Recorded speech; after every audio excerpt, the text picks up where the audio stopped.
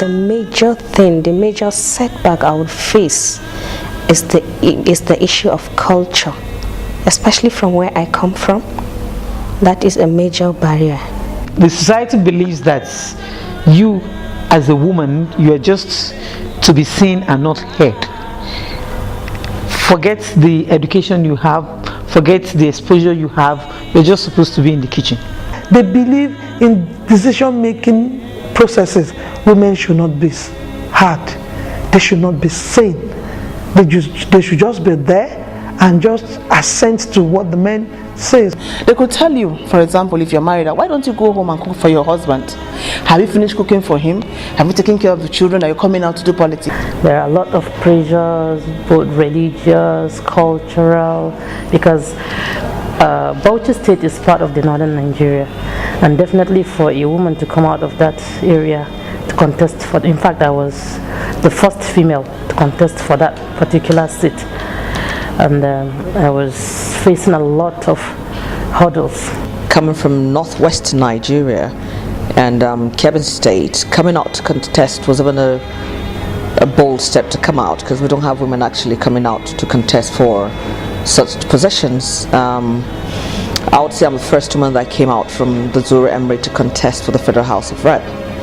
So definitely there was and there still is the,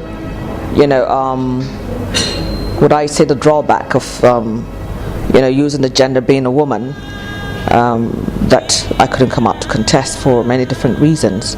But basically being a woman was the main issue of, oh no, she can't contest because she's a woman. And not issues of, what actually I could do. One of the very important values my opponent used to discredit me was that I am a woman. For no reason, to just that I am a woman. Even now, I'm facing that problem of going into the chairmanship race, and they are saying, Kai, woman will go in for local government election. They really do not believe that women can stand the rigorousness of the grassroots. Because it's a volatile terrain and there is violence everywhere, thuggery and all sorts. Thugs of different calibers, in fact. Even when my supporters wanted to vote, they stopped them. They use guns, they use machetes, they use different kind of things. They even ran away with the ballot box. And before you know it, they begin to bring out the ballot boxes, burning the ballot papers. My result: they made a bonfire inside a drum. That is where they were burning, and they were brandishing the cutlass and all that. So I took the back of the place, and I was just standing by the roadside. That, what will I do? It was late at night. And before you know it, two guys just walked past me. And few distance away, they were like, she's the one. It is Adida. And they came back. Before I know it, one of them gave me serious blow on my mouth. I lost my husband in 2003 election. I came out for Lagos State House of Assembly member in December 22nd, 2010. They visited me at home. I thank God for everything. That's God saved my life till today.